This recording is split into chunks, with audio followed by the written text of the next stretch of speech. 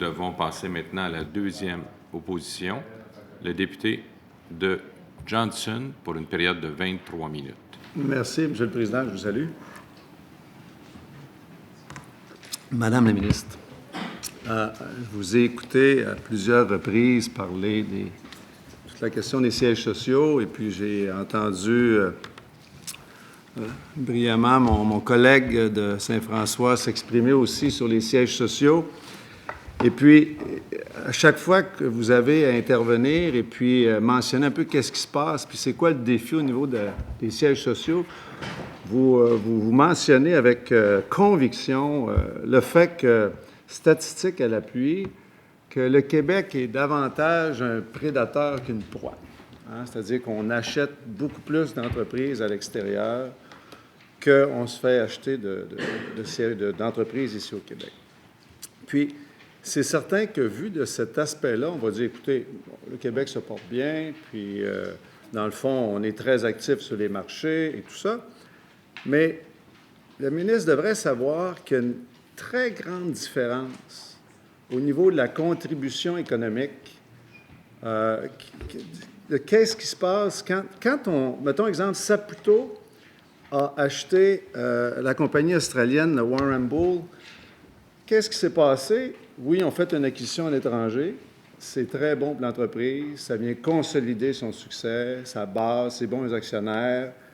Puis après ça, bien, peut-être qu'au Québec, où il y a le siège social d'entreprise, peut-être qu'il y a un employé de plus qui va s'ajouter ou quelque chose comme ça, ou il y a peut-être une petite rationalisation qui va se faire. Mais grosso modo, ça va être bon pour l'entreprise, mais ça ne fera pas nécessairement une grande différence pour le tissu économique d'une ville ou du Québec ou de l'écosystème.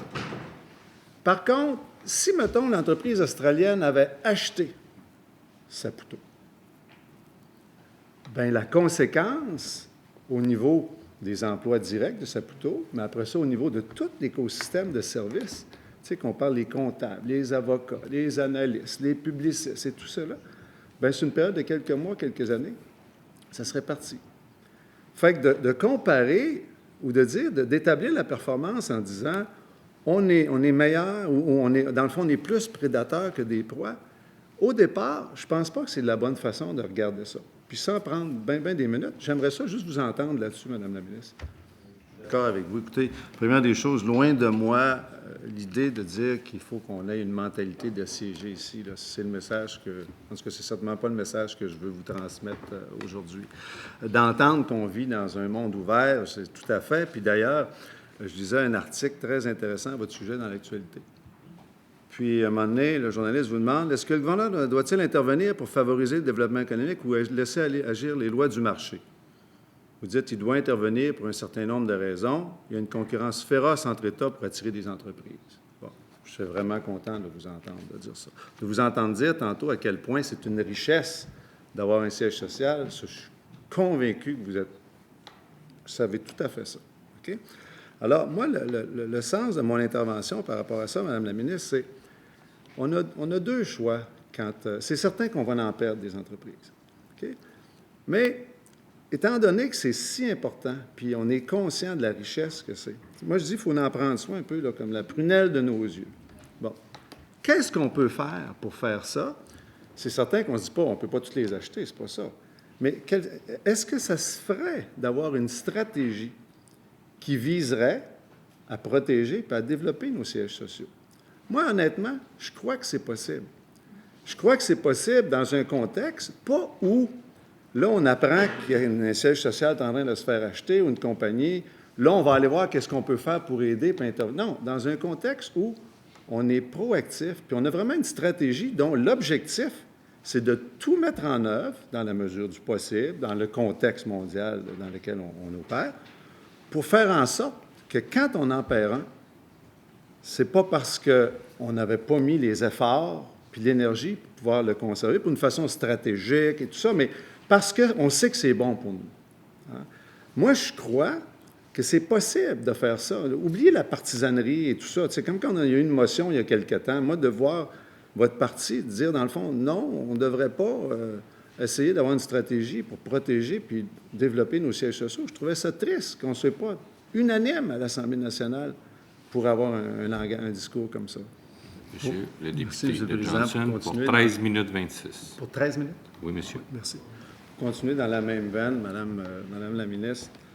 Je reviens à Rona. Il y a deux façons, parce que vous dites faire une veille, c'est certain, mais moi, je pense qu'on peut aller plus loin que faire une veille. Au sens, il y a deux choses. C'est surtout qu'il peut y avoir il peut y avoir des prises de contrôle hostiles. Il peut y avoir des prises de contrôle hostiles, OK? Mais aussi, dans un contexte juste stratégique, de voir comment on peut influencer, parce qu'on peut chercher à influencer. L'exemple de Rona, c'est un très bon exemple, où on a quand même la Caisse de dépôt qui détenait, là, écoutez, de mémoire, je pense, 17 des actions de Rona.